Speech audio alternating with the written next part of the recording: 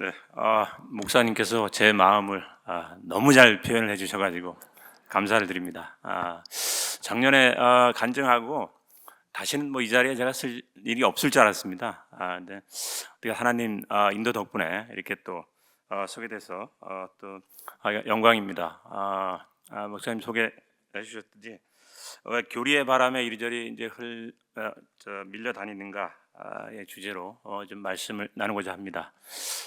지금 세계 이제 뭐 쭉 둘러보시면 전쟁과 또 전쟁의 소문들, 화산, 또 지진, 또 얼마 전에는 뭐 도시를 마비시키는 그런 한파까지 그 천재지변들이 이제 곳곳에서 일어나고 있습니다.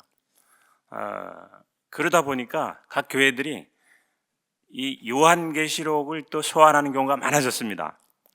뭐 저희도 이제 많이 얘기를 하지만 그 이제 주변을 둘러보면 많은 분들이 그 환란, 요한계시록에 나오는 7년 환란을 통과를 해야 된다 이렇게 믿고 있습니다. 그 세상이 더 불안해질수록 그런 분들이 더 많이 나올 것입니다. 그래서 우리가 그리스도 그 복음의 교리의 핵심에 서 있지 않으면 이리저리 교리의 바람이 밀려 다닌다고 사도 바울이 그렇게 말하고 있습니다. 제가 이제 그 장본인입니다. 그래서 주제를 그렇게 정했고요.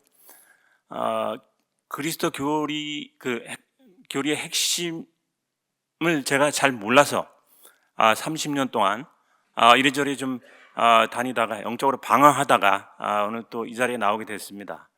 그래서 제가 그리스도 교리의 그 핵심에 몰라서 밀려다녔던 그 이유를 보니까 한 3가지 정도를 제가 미리 알았더라면 제가 이렇게 좀 고생하지 않았을 텐데 그런 이제 3가지를 한번 좀 말씀을 드리고자 합니다.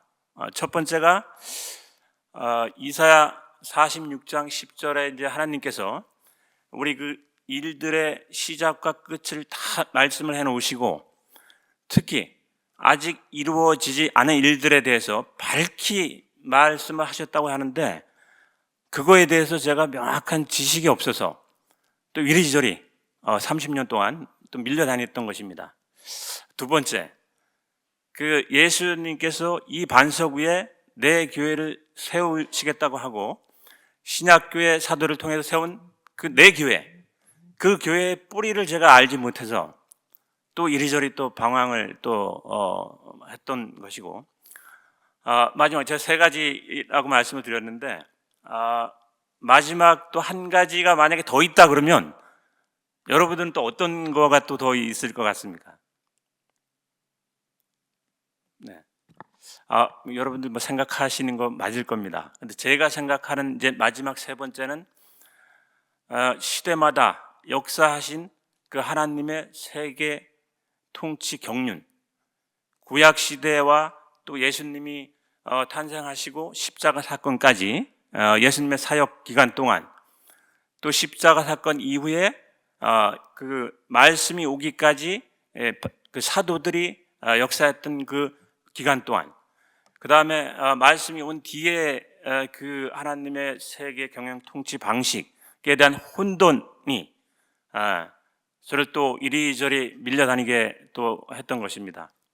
그 혼돈이 오다 보니까 이스라엘 구약의 하나님이 아브라함을 통해서 또 이삭을 통해서 야곱을 통해서 이렇게 약속하신 그 이스라엘 백성에 대한 그런 역사를 잊어버리고 이스라엘 대체신학, 내가 이스라엘인이 돼서 그 말씀을 구별을 못하고 또 사도시대에는 또 그 믿지 않는 자들 위해서 말씀이 이제 온전하게 오기 이전에 믿지 않는 유대인들을 위해서 그 하나님께서 역사하셨던 방언이라든가 뭐 치유라든가 이런 것들을 또 우리가 구별을 못하고 지금 또 내가 선지자고 내가 사도라고 신사도 운동이 또 이렇게 뭐 하여간 광범위하게 또 일어나는 게 우리 주변에서 보는 모습들입니다.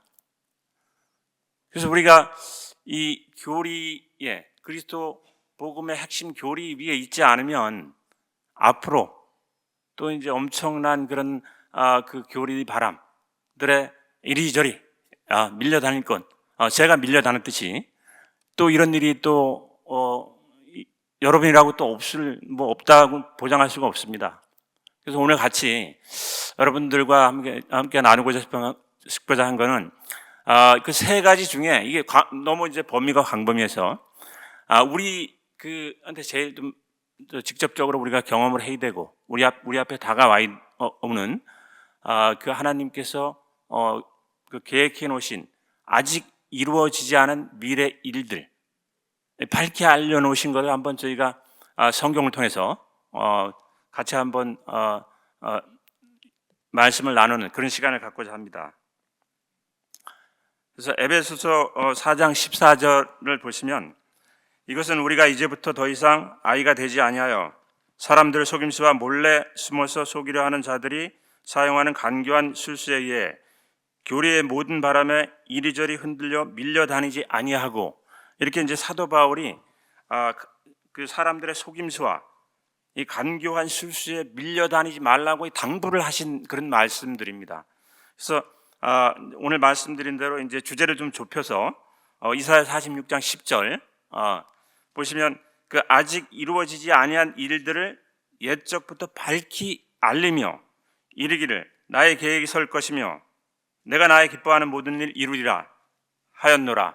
그래서 아직 이루어지지 않은 일들을 하나하나 여러분과 같이 한번 살펴보고자 합니다. 그래서 우리 지금 교회 시대에 우리가 살고 있습니다. 교회 시대에 살고 있으면서 우리한테 제일 먼저 다가올 일들 그리스도의 공중 강림과 휴거입니다. 그 다음에 그리스도의 심판석이 있고 또 어린 양의 혼인 잔치가 저희가 천국에서 있고 이 땅에서는 이제 7년 환란이 또 있게 됩니다.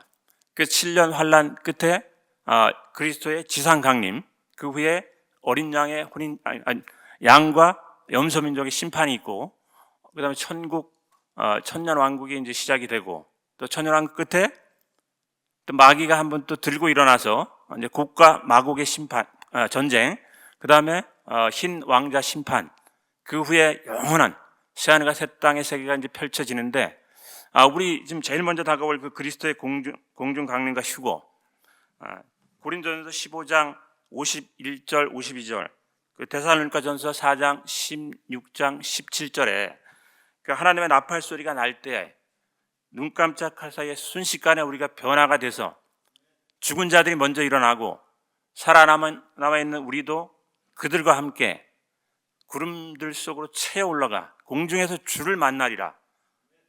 이게 두 글자로 이제 우리 휴거라고 얘기를 합니다. 그래서 이 논란이 되는 게 이게 언제 일어나는 거냐.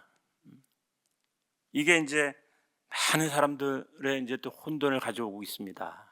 성경을 통해서 팩트 체크를 한번 해보겠습니다. 요한계시록 3장 10절에 보면 땅에 거하는 자들을 시험하기 위해 앞으로 온 세상에 닥칠 시험의 시간을 면하게 하리라 이렇게 돼 있고 데살로니가 1장 10절 그 다가올 진노로부터 우리를 구출하신 바로 그 예수님이시니라. 데살로니가 전서 5장 9절에 우리를 진노에 이르도록 정하지 아니하시고 우리 주 예수 그리스도에 의해 구원을 얻도록 정하셨느니라. 여기에 나오는 앞으로 온 세상에 닥칠 시험의 시간, 다가올 진노, 이것이 그 에레미야 30장 7절에 나오는 야곱의 고난의 때입니다. 그래서 이 요한계시록에 나온 7년 환란 이전에 성경은 분명하게 우리를 구출하실이 아니고 벌써 하셨다고 이렇게 얘기를 하고 계십니다. 그럼에도 불구하고 또 우리가 이게 걸려 넘어져서 또 다시 또 환란 통과로 돌아가는 그 죽음의 구절이 또 여기 하나 있잖아요. 이게 마지막 나팔 소리. 이 나팔이 그 나팔 맞습니까? 요한계시록 11장 15절에 나오는 7번째 나팔. 이게 그 나팔이라는 거죠. 예? 이게 그 나팔이 아닌 이유 세 가지를 간단하게 좀 말씀을 드리겠습니다.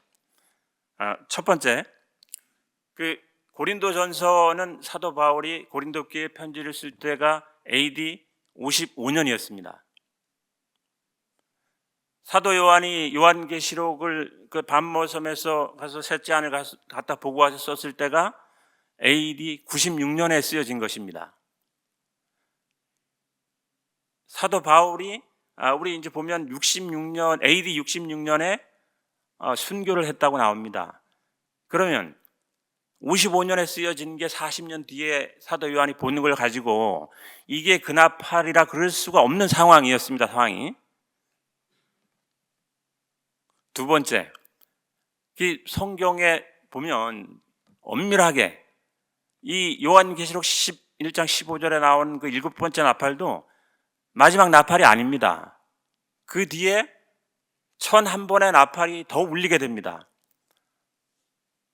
마태복음 24장 31절에 보면 예수님께서 이 땅에 내려오실 때 또 큰 나팔 소리가 한번 또 울리게 됩니다. 그리고 이제 천년왕국이 시작이 돼서 그 민족들이 또 예루살렘에 올라가서 장막절을 지키게 되는데 매년 이스라엘의 간섭에 따라서 장막절 지킬 때 또 나팔 소리가 나게 됩니다.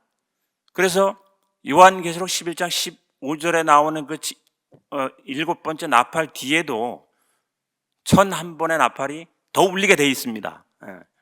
세 번째, 고린도전서 15장의 이 주제가 몸의 부활과 사망의 패배입니다. 그래서 사도 바울이 이 고린도전서 15장에만 마지막이란 말을 3번을 씁니다. 15장 26절에 보면 마지막 원수란 말이 나오고, 또 45절 보면 첫 아담과 마지막 아담. 그 첫 아담은 이 땅에서 나서 사망, 마지막 아담은 하늘에서 와서 살리는 영, 생명을 나타낸 그런 영이고, 그 다음에 고린도전서 그 15장 51절에 나오는 이 마지막 나팔은, 그럼 나팔이 그러면 그 비교대로 보면 이 성경의 처음 나팔이 언제 일어난 거냐? 그게 출애굽기 19장 19절에 보면 모세가 시내산에서 율법을 받을 때, 이제 하나님이 시내산에 내려오실 때, 그때 이제 첫 나팔이 울리게 됩니다. 그래서 그 첫 나팔이 울릴 때 모세가 받은 게 그 율법을 받았고, 이 율법을 고린도 그 후서 3장 7절에 보면 돌에 써서 새긴 사망의 직무의 시작이라고 되어 있습니다.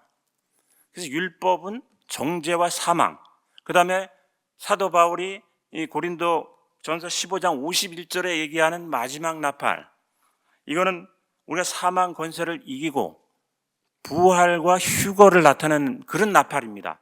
그래서 이게 비교 개념으로 사도 바울이 이렇게 나팔을 표현을 한 건데, 그 나팔 때문에 많은 사람이 지금 돌아가고 있는데, 그러면 그 나팔인지 한번 보겠습니다. 지금 2페이지 전으로 좀 넘겨주실래요? 네.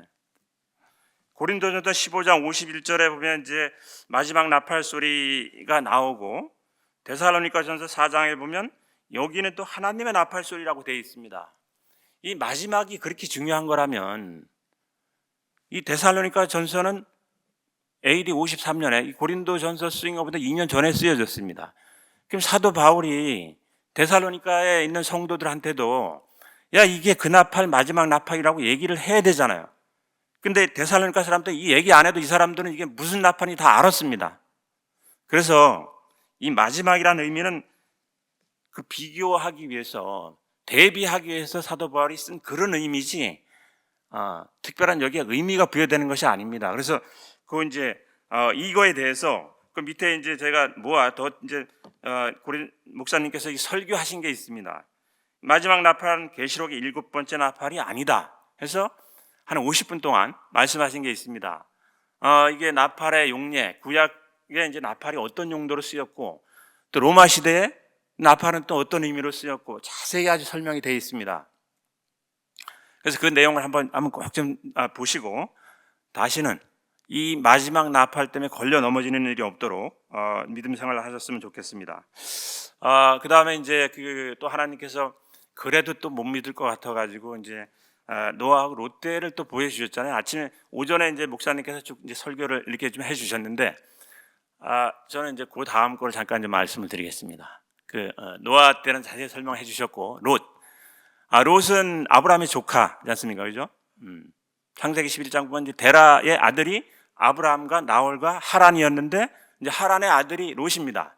근데 하란이 그 자기 아버지 데라보다 먼저 죽어서 롯이 아브람 밑에서 그 삼촌 밑에서 이제 계속 자라게 됩니다. 그래서 갈대아 우르에 그 떠날 때도 롯이 같이 떠납니다. 복을 받은 거죠, 롯이. 그래서 가나안에서 목장을 치고 있는데 그 롯이 그 비옥한 소돔과 고모라를 택해서 이제 거기로 들어가서 이제 살다가 악한 것을 보시고 하나님이 아브라함한테 유황과 불로 이제 멸하시겠다고 이렇게 해서 오전 설교에 목사님 그 이제 의인 찾기 시작을 했고 없어서 이제 롯한테 갔지 않습니까? 롯에 딸린 가족들. 그래서 롯과 처, 그다음에 딸 둘. 그 사위들은 이제 농담을 여겼고 롯이 그 소돔을 나오는데 그 천사들이 그렇게 얘기한 거 아니에요. 하나님이 멸하실 테니까 빨리 나가라.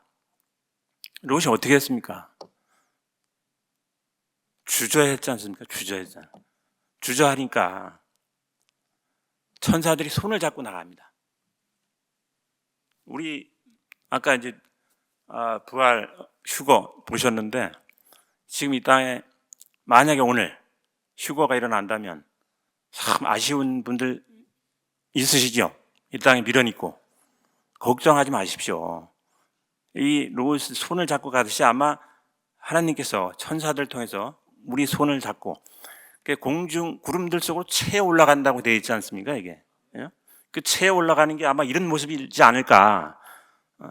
그 이 땅에 뭐 미련이 있다고 부끄러운 거 아닙니다. 다 우리 인간이니까 그럴 수밖에 없습니다. 그게 우리 사는 모습인데. 자, 그 다음에 나가서 거기도 있지 말고 광야도 있지 말고 산으로 가라 그랬더니 또 롯이 또 산에는 내 죽을까 봐 못 가겠고 소알로 가겠다 그러잖아요. 그러니까 거기까지 오케이. 그러면서 정말 우리를 위한 아주 정말 우리의 구원을 위한 말이 하나 남겨져 있잖아요. 창세기 19장 22절. 내가 롯이 거기에 갈 때까지 내가 하나님이 아무것도 할 수 없노라. 내가 거기에 갈 때까지 내가 아무것도 할 수 없노라. 잘 기억을 해두시기 바랍니다. 그래서 롯이 이제 소알에 딱 들어가자마자 이제 해가 떠오르는데 떠오를 때 대낮에 멀건 진짜 대낮에 유황과 불이 비 오듯이 쏟아져서 도시를 다 멸하게 그렇게 하셨습니다. 그 노아와 롯 아침에도 이제 그 설교 말씀에도 있었듯이 하나님이 구원하신 이유가 무엇일까요? 베드로후서 2장 5절하고 7절 보시면 그 의의 선포자 노아라고 되어 있습니다. 그리고 의로운 롯, 의의 선포자 노아와 의로운 롯, 의인이기 때문에 그렇게 된 겁니다. 의인이기 때문에.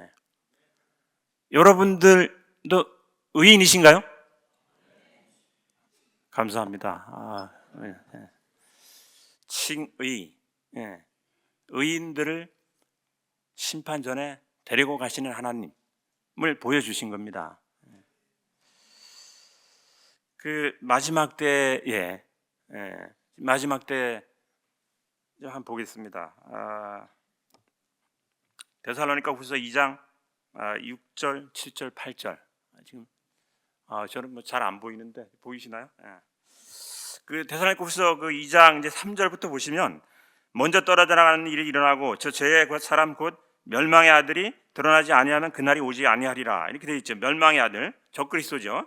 그래서 4절에 그는 대적하는 자요 또 하나님이라 불리거나 혹은 경배받는 모든 것 위로 자기를 높이는 자로서 하나님처럼 하나님의 성전에 앉아 자기가 하나님인 것을 스스로 보이느니라. 이 적그리스도입니다.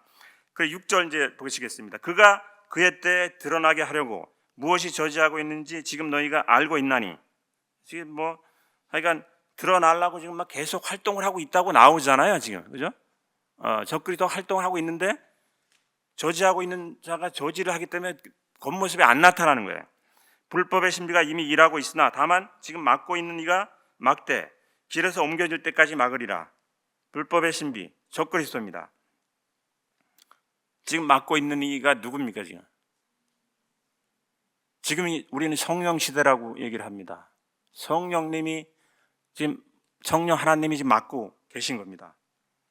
그 뒤에 저 사악한 자가 드러날 터인데, 사악한 자 적그리스도가 드러남, 길에서 옮겨질 때까지 막고 그 다음에 옮겨지면 드러납니다. 그래서 적그리스도가 요한계시록 6장 보면 흰말 타고 보라 흰말이라 와서 뭐 합니까? 정복하고 정복하리라. 그 전에 우리는 이제 옮겨진다고 돼 있잖아요, 여기, 그죠? 그래서 성령 하나님 시대인데 그럼 나하고는 또 무슨 상관이냐 그러면, 고린도전서 3장 16절에 보시면 너희가 하나님의 전인 것과 성전인 것과 하나님의 영께서 너희 안에 거하시는 것을 너희가 알지 못하느냐, 이렇게 되어 있고, 우리 하나님의 성령님의 전이잖아요, 그죠? 고린도후서 6장 19절에 너희 몸이 너희 안에 계시는 성령님의 전인 줄을 너희가 알지 못하느냐. 하나님이 지금 우리 안에 내주를 하고 계신 겁니다. 믿으십니까? 네. 성령님이 가실 때 우리도 같이 가는 거예요. 네. 그래서 이게 앞에 마지막이란 말에 또 그냥 이해가 안 가도 이 말을 믿으시기 바랍니다. 아까 내가 거기에 갈 때까지 내가 아무것도 할 수 없느니라. 노아 롯의 때와 같다 그랬잖아요. 똑같은 걸 우리한테도 하나님께서 보여주신 겁니다. 이렇게. 그래서 이게 저 복된 소망이 이것입니다. 우리가 믿는 이게. 지금 환난 통과 얘기를 하시는데 스가랴서 3장 7절에서 9절 보시면 마지막 때 그 민족들 3분의 2가 죽고 남아있는 3분의 1도 불 가운데서 구원을 받는다고 되어 있습니다. 이게 우리 복된 소망인가요? 다시는 넘어가지 말라고 하나님께서 또 하나, 사도 요한을 통해서 하나 더 남겨놓으셨어요. 요한계시록에. 사도 요한이 직접 가서 봤잖아요. 그래서 요한계시록 4장에 보면 요한이 이제 이리 올라오라 해서 이제 예수님 전 앞에 가서 그냥 쓰러지잖아요, 보고. 근데 그 주위에 누가 있었습니까? 24장로가 있었습니다. 교회의 시대를 대표하는, 교회의 부활 휴거를 대표하는 장로들이 그 옆에 있었습니다. 5장에 보시면, 요한계시록 5장에 이거 봉인을 열어야 되는데 봉인 열 자가 없어가지고 사도 요한이 우니까 그 장로 중에 한 명이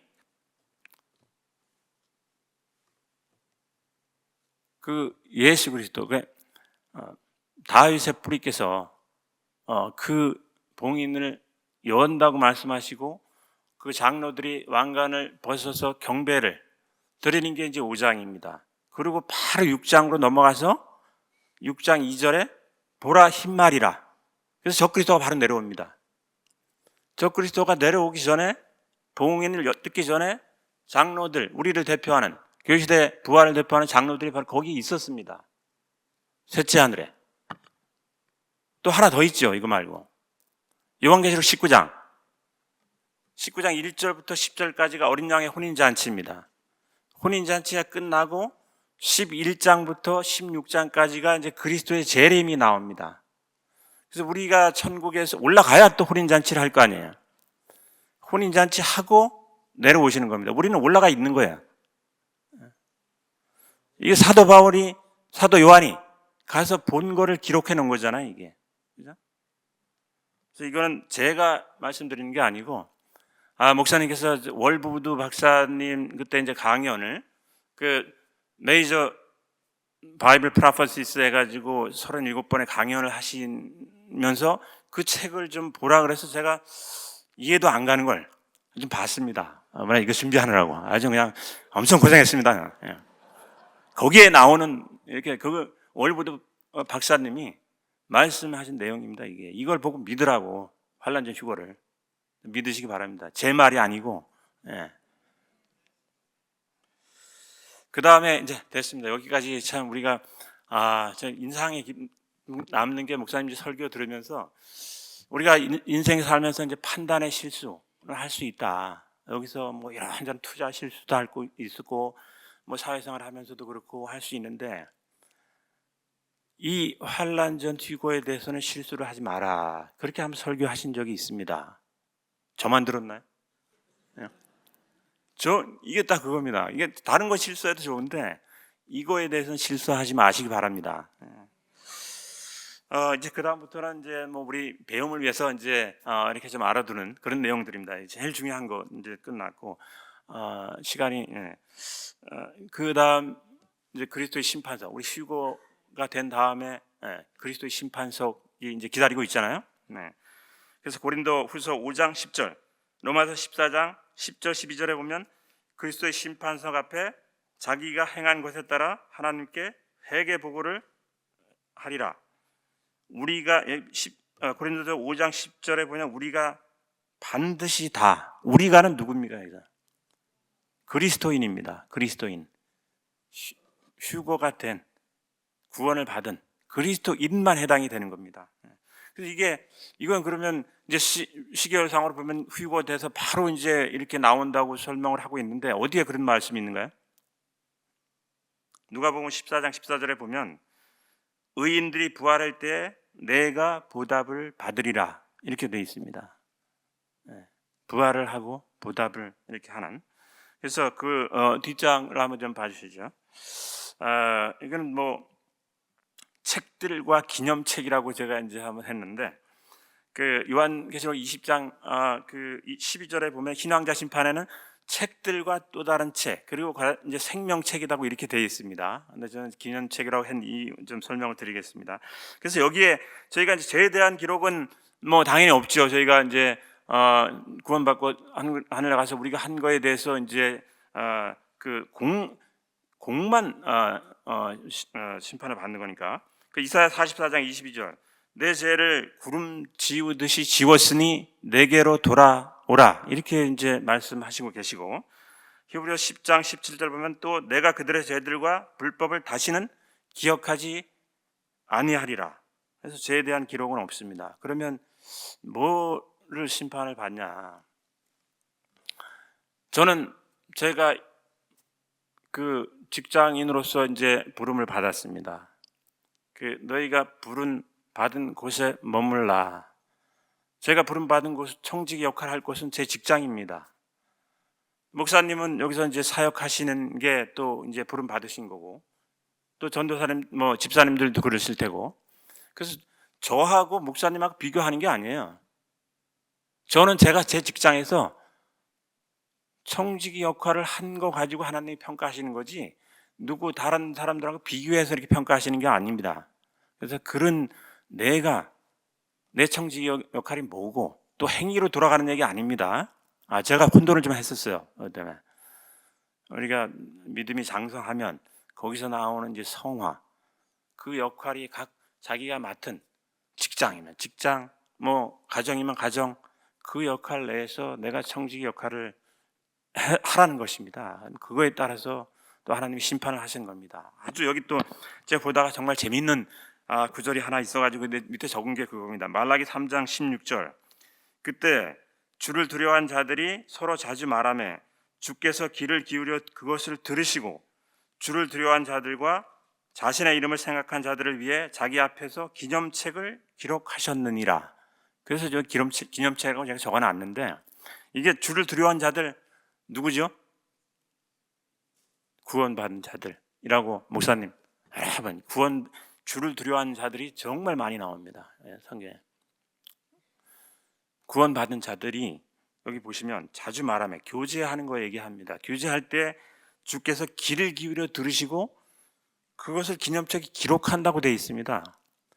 그래서 목사님께서 교회는 말씀만 들어 나오는 것이 아니다.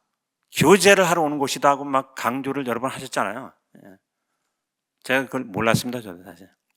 그래서 밥만 먹고 집에 가고 앞으로 좀 반성을 하면서 이게 참 너무 우리 형제님들 너무 반갑습니다. 저희 뭐 설 연휴 이제 마지막 날 월요일 날도 또 우리 이제 그 새로 또 저희 교회 한 2달 전에 오신 형제 자매님 계셔가지고 이승만 영화 이제 같이 보고 점심 식사하고 11시에 같이 보고 점심 식사하고 이제 2시쯤에 차 한잔 마시러 갔다 3시간을 5시까지 막 교제를 이렇게 하는데 너무 막 박수를 치면서 그 카페에서 그렇게 교제를 했습니다. 너무 참 반갑고 우리 천국 가서 또 다 이렇게 만나시고 또 이렇게 교제할 분들 앞으로 저도 좀 이렇게 해야 되겠다 이제 그런 생각을 좀 이 구절 보면서 많이 했습니다.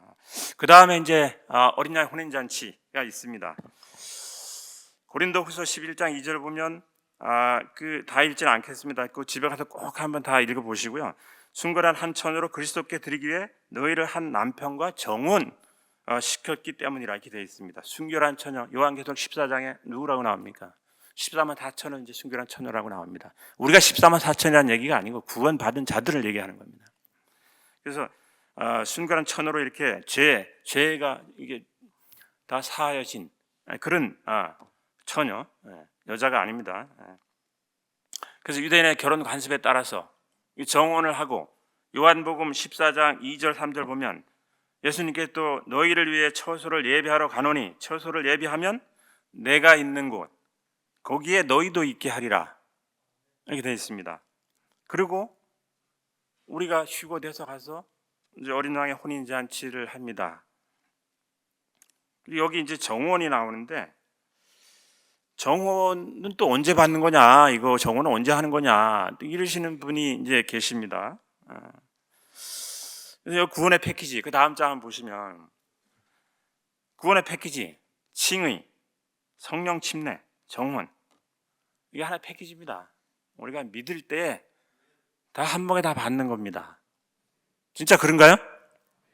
네, 한번 보겠습니다. 그래서 그리스도의 정혼 사람이 파기할 수 있는가?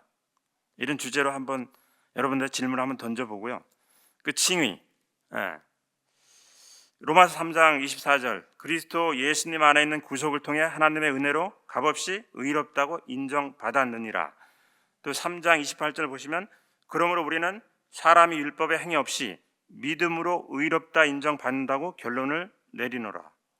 믿음으로 받는 것입니다. 여기 3장 24절에 보면 구속이 나옵니다. 그리스도 예수 안에 있는 구속을 통해 하나님의 은혜로 구속 다 아시죠?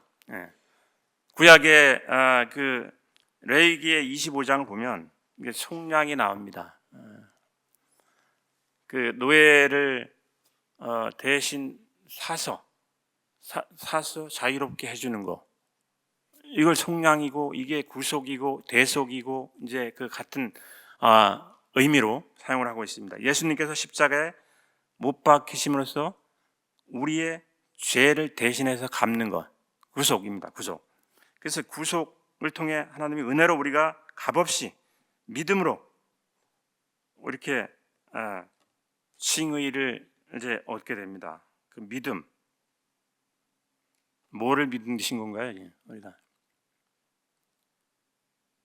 그리스도께서 우리 죄들을 위해 십자가에 죽으시고 묻히셨다가 성경 기록대로 셋째 날 다시 살아나시는 걸 믿는 것. 그러므로 내 죄가 사여지고 내 옛사람이 죽고 새 사람이 되는 것. 이것을 믿는 게 이 믿음입니다. 이 믿음. 행위가 아니고 이것을 믿을 때 의롭게 해준다고 말씀하고 계십니다. 칭의, 성령 침례. 이게 또 혼돈 많이 되는 겁니다. 이게 방언을 받아야 성령 침례 받는 거지. 제가 거기 있다 왔습니다. 그런데 사도시대에 그렇게 했잖아요. 사실 사도시대에 성령은 따로 방언하면 성령 오고 그런 게 몇 번 있었잖아요. 지금도 그렇다는 거죠. 그게 이제 아까 세 번째 말씀드린 이제 시대마다 역사하는 경륜에 대한 혼돈 때문에. 그래서 성령 침례 한번 보겠습니다. 고린도전서 12장 13절에 우리가 유대인이든 이방인이든 매인자든 자유로운 자든 모두 한 성령에게 침례를 받아 한 몸 안으로 들어왔고 갈라디아서 3장 2절에서 14절. 2절 한번 보시겠습니다. 너희가 율법의 행위로 성령을 받았느냐? 믿음에 관하여 들음으로 받았느냐? 14절에 우리가 믿음을 통해 성령을 약속으로 받게 하려 함이니라. 믿음으로 받은 겁니다. 믿음으로. 아까 믿음이 뭐라 그랬죠? 그리스도께서 우리의 죄들을 위해 죽으시고 묻히셨다가 성경 기록대로 셋째 날 다시 살아나신 거. 믿음으로 다 같이 받는 겁니다. 이렇게 행위로 받는 거 아니라고 얘기하잖아요. 사도 바울이 지금. 그죠? 믿으시기 바랍니다. 정원. 그 아까 읽었던 고린도 후서 11장 2절. 이 순결한 한 처녀로 그리스도께 드리기 위해 너희를 한 남편과 정원시키기. 정원이라 그랬더니 또 누가 막 인터넷 쫙 찾아보더니 정원 법적 효력이 없는 거다고 딱 그러는 거예요. 제 아내가 이제 딱 들이대고 그러더라고요. 그런 사람이 있을 줄 알고 하나님이 또 로마서 7장 4절에 이게 결혼이다 얘기를 하신 겁니다. 율법을 향해 죽게 되었나니 결혼하게 하렵니다. 이게 다 한번 읽어볼까요? 다 같이 한번 읽어보겠습니다. 그러므로 내 형제들아 너희도 그리스도의 몸으로 말미암아 율법을 향해 죽게 되었나니 이것은 너희가 다른 분 곧 죽은 자들로부터 일으키신 분과 결혼하게 하려 함이요. 정혼입니다. 결혼입니다. 결혼. 그래서 아까 제가 질문 던진 건 그리스도와의 정혼 사람이 파기할 수 있나? 이 칭의, 성령 침례, 정혼 구원의 한 패키지입니다. 그래서 에베소서 4장 5절에 한 주와 한 믿음과 한 침례가 있으면 이 침례 이거 얼마 전에 한 침례 뭐라고 배우셨죠? 성령 침례라고 배우셨죠? 에베소 1장 13절 너희도 진리의 말씀 곧 너희 구원의 복음을 들은 뒤에 그리스도를 신뢰하였고 너희가 믿은 뒤에 또한 그분 안에서 약속에서 거룩한 영으로 봉인되었는데 구원의 복음을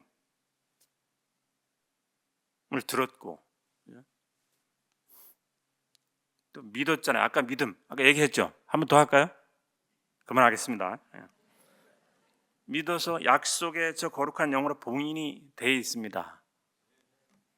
그래서 에베소 4장 30절 보면 하나님의 거룩하신 영을 슬프게 하지 마라. 그분에 의해 너희가 구속의 날까지 봉인되었느니라. 구속의 날은 또 언제까지입니까? 이게?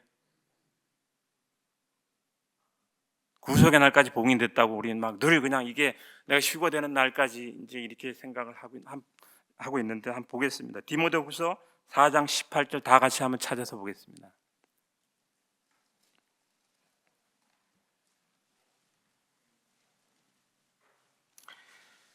디모데후서 4장 18절 주께서 나를 모든 악한 일에서 구출하시고 자신의 하늘 왕국에 이르기까지 나를 보존하시리니 자신의 하늘 왕국에 이르기까지 나를 보존하시리니 이게 구속의 날까지 봉인한 것입니다. 그래서 이 사람의 약속도 우리 결혼하면 파혼하려면 둘 다 도장을 찍어야 되잖아요.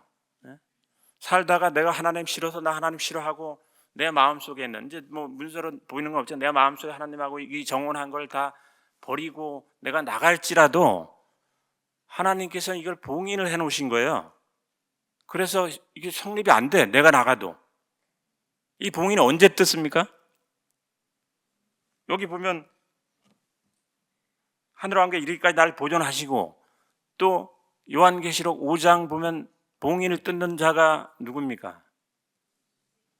유다의 사자 다윗의 뿌리 예수 그리스도가 뜯잖아요. 예수 그리스도만 뜯는 겁니다. 어디서? 천국에서 뜯는 겁니다. 천국에서. 그러니까 천국까지는 이게 법적으로 성립이 안 돼요. 내가 하나님 뭐 싫다고 나가도 거기 가서 또 그러면 뜯어서 이제 또 지옥으로 가시든가 그러면 거기 갔다가.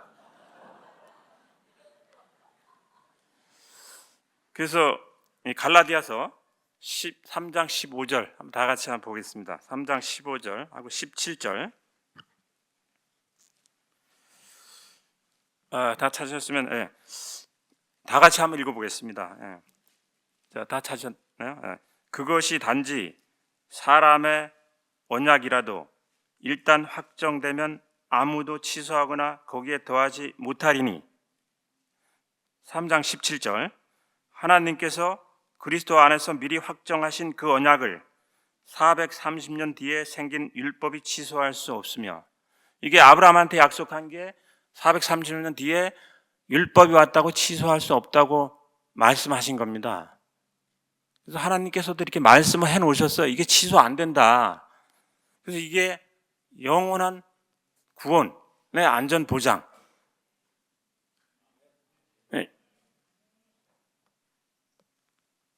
저희가 하나님과 정원은 취소할 수가 없습니다.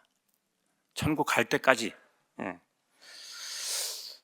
그 다음에 이제 천국에서는 이제 다 뭐 일이 다 이루어졌고, 이 땅에서 이제 7년 환란이 또 있게 되잖아요. 이거 우리하고는 뭐 상관이 없다 그래도 되죠. 아까 이제 목사님 오전 설교에도 말씀하신 다니엘의 70일에 이제 시작, 다니엘서 9장 24절부터 27절까지. 그래서 9장 27절에 이제 적그리스도가 한 일해 동안 언약을 확정하면 이제 7년 환란이 이제 시작이 되는 그런 그 마지막 한 일에. 그리고 제가 그 뒤에 한번 보겠습니다. 이제 시작이 돼서 요한계시록 6장에 보면 6장 2절에 이제 흰말이 나오고, 흰말은 이제 정복하고 또 정복하래. 이게 적그리스도. 그 다음에 두 번째 봉인 열으면 붉은 말이 나옵니다. 그 평화를 제거하는 권능. 이게 이제 전쟁이라고 그럽니다.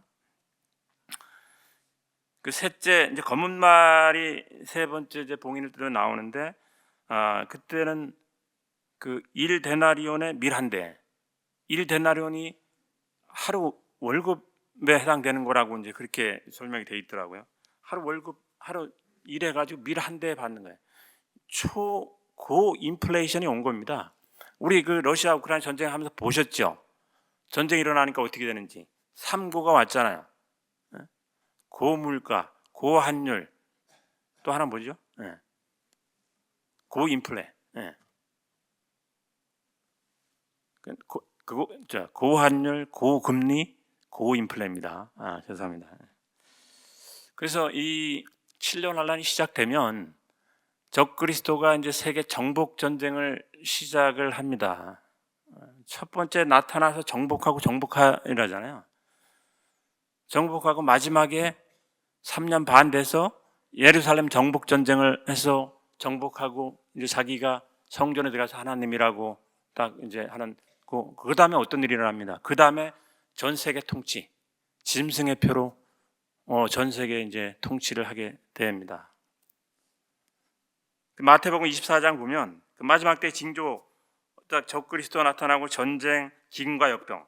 그 마태복음 24장 8절에 보면 그 적그리스도가 나타나고 전쟁과 기근, 역병까지, 이때까지 뭐라고 그랬냐면 이 모든 것은 고통의 시작이라고 얘기를 합니다. 이게 끝이 아니고 이제 시작이다. 고통의 시작.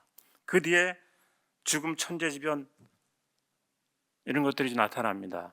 그래서 우리 혹시라도 저 뒷장 한번 넘겨주시면 7년 환란의 그 전반기 3.5년 반을, 이게 예루살렘 이제 그 가서 이스라엘 백성이 이제 봉헌물을 하게 하잖아요. 3년 만에. 그래서 이게 또 평화의 시기다고 또 생각을 할 수도 있는데, 성경은 이렇게 얘기를 하고 있습니다. 그 뒷장 한번 보시면 요한계시록의 이제 그 타임라인이에요. 그래서 전반기 3년 반에 첫째 적그리스도가 나타나고 전쟁이 일어나고 기근이 일어납니다. 이 평화의 시기인가요, 이게? 평안한 시기 아니죠. 그래서 야곱의 고난의 때를 7년 환란, 다 7년 환란이 다 합니다. 그래서 아까 말씀드린 대로 그 진노의 때, 세상에 다가올 심판의 시기, 이게 7년 환란을 다 얘기를 하는 겁니다. 어떤 뭐 사람들이 또 진노를 또 6번째 봉인이 나와야 그게 진노다, 뭐 이렇게 이제 그렇게 볼 수도 있는 구절이 있어요, 또 요한계시록에. 근데 이 전쟁이 일어나고 이 과정에 우리 살 수 있겠어요? 7년 전체가 그 야곱의 고난의 때인 것입니다. 그래서 이제 그거는 좀 한번 요한계시록을 보실 때 요 요한계시록 타임라인 이 선도를 읽을 수 있어야 정말 제대로 이해를 한 거라고 저는 생각을 합니다. 이 선도 다시 한번 쭉 읽어 보시면서 한번 보시기 바랍니다. 그 다음에 이제 끝나고 나면 그리스도의 지상 강림 이제 내려오시는데 뭐 이거는 너무 많이 이제 들어서 아시는 사도행전 1장 11절에 가심을 보는 것처럼 그렇게 같은 방식으로 오시고 마태복음 24장 30절에 그름들 가운데서 오는 것을 또 우리가 다 봅니다. 여기 있는 사람들은 우리는 아니고요. 스가랴서 14장 4절 그날에 그분의 발이 예루살렘 앞 동쪽에 있는 올리브산 위에 서실 것이요.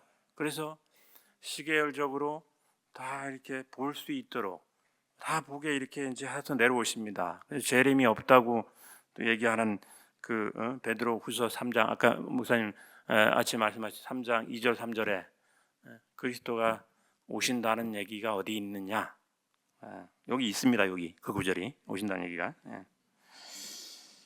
그다음에 양과 염소 민족 심판과 천년왕국 같이 묶어봤습니다. 이건 이제 예수님이 내려오셔서 이제 아마겟돈 전쟁 끝나고 여호사밧 골짜기에서 이제 민족적 심판을 하십니다. 이후에서 그 3장 12절 보시면 그때 이제 내 형제 유대인 내 형제가 있고 내 형제를 도와준 양의 민족은 살아서 이 몸으로 천년 왕국에 들어가고 염소 민족은 아마 이것도 포도즙 틀에 같이 이 사람들도 들어가는지 모르겠는데 하여간 다 이제 지옥으로 갑니다. 그래서 그럼 우리는 어떻게 되죠? 우리는 그 전에 이제 휴거가 됐었잖아요. 우리 교회는 어디 있습니까? 한번 보시죠. 여기 요한계시록 20장 6절 첫째 부활에 참여할 몫을 가진 자는 복이 있고 거룩하도다. 둘째 사망이 그런 자들을 다스릴 권능을 갖지 못하고 도리어 그들이 하나님과 그리스도의 제사장이 되어 천년 동안 그분과 함께 통치하리라. 우리 첫째 부활에 참여한 사람들 맞죠? 그러면 천년 동안 그분과 함께 통치하는 겁니다. 천국에서 어린 양 혼인잔치 해놓고 그럼 예수님만 내려오시나요? 그러면 주말 부부 해요? 천년 동안 주말 부부 해야 되는 천년 동안. 예? 아까 요한복음 14장에 2절 3절 얘기했죠. 내가 있는 곳에 너희도 있게 하리라. 그래서 예수님이 천년왕국 끝나고 영원한 새하늘과 새 땅으로 가시면 우리도 같이 가는 겁니다. 내가 있는 곳에 너희도 있게 하리라. 이제 올라가면 그냥 예수님이 그냥 어떻게 데리고 다니시는 거예요, 저희를. 따로 떨어졌다고 생각하지 마시고 누가 뭐라 그래도. 그 다음에 이제 흰 왕자 심판, 이 천년왕국이 끝나고 흰 왕자 심판이 이제 있는데 그 요한계시록 20장 11절 12절 크고 흰 왕자의 죽은 자들이 자기 행위에 따라 심판을 받았더라. 이렇게 되어 있습니다. 이제 우리는 여기 없잖아요. 우리는 상관은 없는 거지만 배움을 위해서. 그러면 누가 심판을 받는 건가요? 여기 그 뒷장 보시면 요한계시록 20장 15절에 누구든지 생명책에 기록된 것으로 드러나지 않는 자는 불로수에 던져지리라.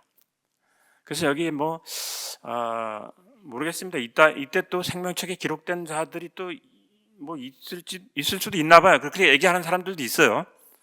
이제 우리는 알기로는 이때 이제 타락한 천사들하고 휴거받지 못하고 죽은 우리 교회 시대에 죽은 사람들 그 지옥에 가 있잖아요. 그때 둘째 부활에 다 몸이 부활돼서 바다가 내주고 해서 부활돼서 여기 흰왕자 앞에 다 가는 거고 그 다음에 이제 천년왕국 때 태어난 사람들이 있잖아요. 그 천년왕국 마지막에 마귀가 한번 이제 사탄이 한번 이제 딱 또 활동을 하는데 그때 이제 무수한 무리가 따라가고 그 안 따라간 사람들 있을 거 아니에요? 태어난 사람 중에 그 사람들이 이제 이삭 죽기 이렇게 해서 또 휴고가 됐는지 아니면 이때 가서 그 사람들은 또 구원 생명책에서 한 거지. 그것까지는 저는 못 찾았습니다. 성경에서. 목사님이 그런 설교 하신 거 제가 못 들었습니다. 그래서 다시 한번 들어보겠습니다. 그건 아직 못 찾았고, 어쨌든 그런 궁금하시면 목사님께 한번 여쭤보시기 바랍니다. 마지막입니다. 천국에 대한 오해. 새하늘과 새 땅에서 영원히 뭐 하면서 살지? 제가 이거 맨날 가서 하나님께 경배하고 찬양만 하면 사는 줄 알았습니다. 이거 심심할 텐데. 이 말씀을 듣기 전에 여기 밑에 보시면 하나님의 원대한 우주 통치 계획, 새 예루살렘과 이스라엘과 생명나무, 요한계시록 바로 알기 42편, 정동수 목사 사랑 침례교회 되어 있습니다. 꼭 한번 들어보시기 바랍니다. 이게 가면 하나님의 깊이와 높이와 넓이 우리 모르잖아요. 거기 가면 다 알게 될 것입니다. 우리 이 땅에 지금 우리 믿는 구원받는다는 천사가 우리를 보호하고 있습니다. 어느 순간에 어떻게 보호했는지 다 천사가 또 얘기를 해줄 것이고, 천국 가면 이제 수억 개 또 이제 그 성도들이 있을 거 아니에요. 간증 또 이렇게 들어보면 밤샐 겁니다. 우리 월요일날 우리 새로 오신 형제님들 3시간 하는데도 그냥 끝날 것 같지가 않아가지고 저는 이거 준비를 좀 해야 되는데 이거는 이제 우리 티타임 때 하는 거고요. 우리의 본업이 있잖아요. 천국에서 본업. 우리의 본업 뭐죠? 그 다음 보시겠습니다. 성경을 통해서 한번 확인해 보겠습니다. 요한계시록 5장 10절. 또 우리 하나님을 위해 우리를 왕과 제사장으로 삼으셨으니 우리가 땅에서 통치하리이다 하더라. 우리를 이제 왕과 제사장으로 삼으시고 땅에서 통치하리이다. 그래서 요한계시록 22장 이제 영원한 새하늘과 새 땅이 요한계시록 21장부터 시작이 됩니다. 21장부터 시작이 돼서 22장 5절까지입니다. 그래서 22장 여기 3절하고 5절 한번 보시면 다시는 저주가 없을 것이며 하나님과 어린 양의 왕자가 그 안에 있어서 그분의 종들이 그분을 섬기고 5절 거기에는 밤이 없어서 등잔불이나 햇빛이 그들에게 필요가 없으리니 이는 주 하나님께서 그들에게 빛을 주시기 때문이라. 그들이 영원 무궁토록 통치하리라. 그들이 누굽니까? 그 3절에 보면 그분의 종들이 그들입니다. 그들의 종들. 사도 바울 야고보서가 맨 처음에 시작할 때 다 하나님의 종, 예수 그리스도의 종 이렇게 시작을 합니다. 우리 형제들이잖아요. 우리가 그들입니다. 여기는 그들, 구원받은 자들이 영원 무궁토록 통치 엄청 바쁠 것입니다. 저는 이제 조만한 회사 이제 개발을 하는 부동산 개발하는 회사를 맡고 있는데 그 이제 제 회사는 아니고요. 제가 위탁을 받아서 이렇게 하고 있습니다. 네. 우리 천국 가면 우리도 위탁 받아서 할 거 아니에요, 하나님께? 네. 정신 없습니다. 소송 한 10건 정도 있고 하루에 한 건씩 일 터지고 또 다른데 또 가서 어떻게 하는지도 봐야 되고 우리 여기 보면 이제 그 맞는다면 고을을 통치를 한다고 돼 있잖아요. 한 고을, 5고을, 10고을. 이 목사님이 설교한 거는 이제 별을 통치도 할 수 있겠다. 원대한 우주 계획이잖아요. 하나님 원대 수없이 많은 별들. 그 하나님이 지구도 이렇게 하셨는데 못 하시겠어요? 엄청 바쁠 겁니다. 이게 다른 별에 가서 어떻게 하는지 10골 받은 사람들은 어떻게 하는지 좀 봐야 되고 또 목사님은 또 어떻게 하시는지 또 가서 좀 봐서 또 배워와야 되고. 그래서 이 땅에서 우리가 지금 하는 게 뭡니까? 이게 왕과 제사장이 되기 위해서 신부 수업을 하는 거예요. 신부 수업. 여러분이 지금 있는 그 부름을 받으신 곳에 머무른 그곳에서 우리가 신부 수업을 좀 하고 있는 것입니다. 그런데 어떻습니까? 이게 만만합니까? 이게 세상이? 세상 염려와 재물의 속임수가 말씀을 숨막히게 하고 있지는 않습니까? 기가 막힌 표현을 해놨더라고요. 정말 이게 마태복음 13장 22절 한번 좀 찾아보시죠. 같이 하면. 예.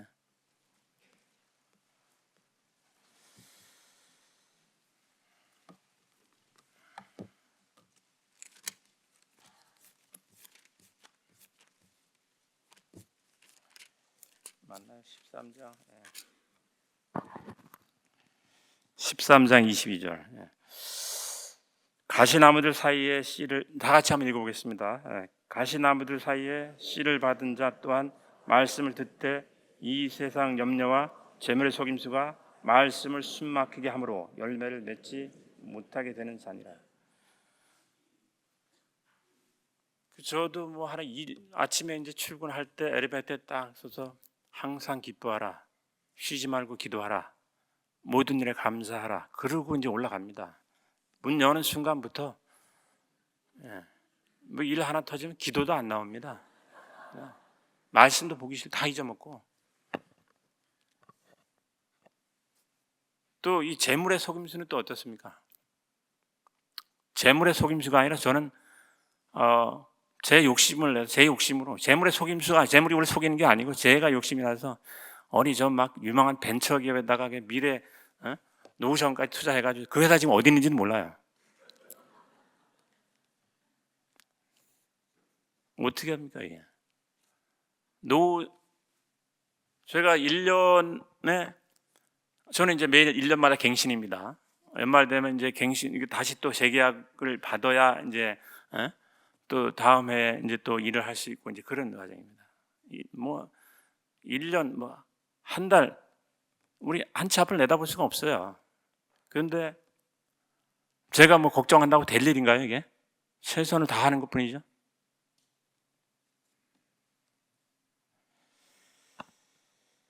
혹시 저와 같은 분 또 계신가요?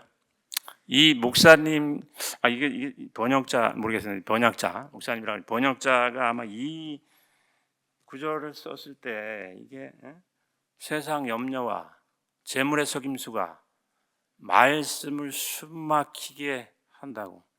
초크 더 워드라고 되어 있습니다. 영어로. 정말 이거 막 너무 저는 막 이 말이 와닿습니다.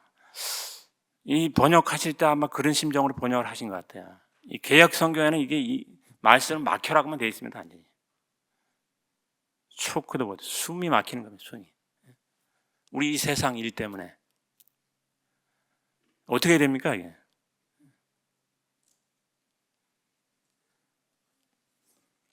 너희 모든 염려를 그분께 맡기어라. 그분께서 너희를 돌보시느니라. 베드로서 5장 7절에 있습니다. 맡기시는 삶을 사시기 바랍니다. 우리가 할 수 있는 게 아무것도 없습니다. 맡겼다가도 또 이제 또 염려가 또 됩니다. 그러면 이제 저희 와이프가 그렇게 합니다. 그 하나 내 맡긴 것도 찾아왔어? 그 다시 맡겨요. 그러면 또 맡아 주세요.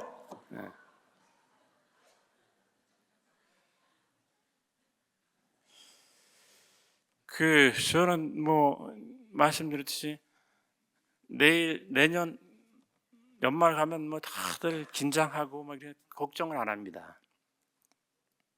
걱정하는 거짓말이고요. 걱정 또 매일 기도할 때 막 달라고 기도합니다. 이거 달라고 그러고 저거 달라고 기도하고. 하나님이 주시나요? 안 주시죠. 그래서 이제 일요일 주말에 이제 다 뭉뚱그려 가지고 어린 하나님 이런 은혜 주셔서 감사합니다. 근데 저의 그 욕심과 정욕을 위해서 드린 기도 받아주지 않으셔서 감사합니다. 그래 기도합니다. 기도가 하나 더 늘었어요. 그거 주면 제가 달라는 거 다 주면 저 죽죠. 제가 이 교만 덩어리에다가 제가 너무 잘합니다. 제가 하나님께서 때 되면 주시겠지. 제가 마음이 지금 제가 뭐 우리 형제자매님들 우리 성도님들 그 위하는 마음도 하나도 없는데 그런 마음 이제 반성을 참 많이 했습니다. 교만이 뭐 언제든지 막 치고 나오려 그러는데 이거 하나님 주셨으면 저 죽었습니다. 감사합니다. 그러면 마음의 평화가 옵니다. 그래서 제 카톡에 이제 혹시 보신 분들 계시지만 오늘이 마지막 날이라고 살아가리라. 모든 운명이 오라. 나 두려워 안 해하리. 만사를 주님께 내어 맡기리. 그게 많이 들어보셨죠? 네. 오늘이 마지막 날이라고 하고 살고 있습니다. 네. 그래서 여러분 오늘 제가 제 얘기입니다. 제 얘기. 이게 믿으라고 한 건 저한테 한 얘기고요. 여러분들한테 한 얘기 아닙니다. 중간에 저한테 한 얘기입니다. 그래서 그 교리의 바람에 흔들리지 않게 그리스도의 복음 핵심 안에 거하시는 여러분이 되시길 바랍니다. 오늘 또 인도하신 하나님께 감사드리고 마치도록 하겠습니다.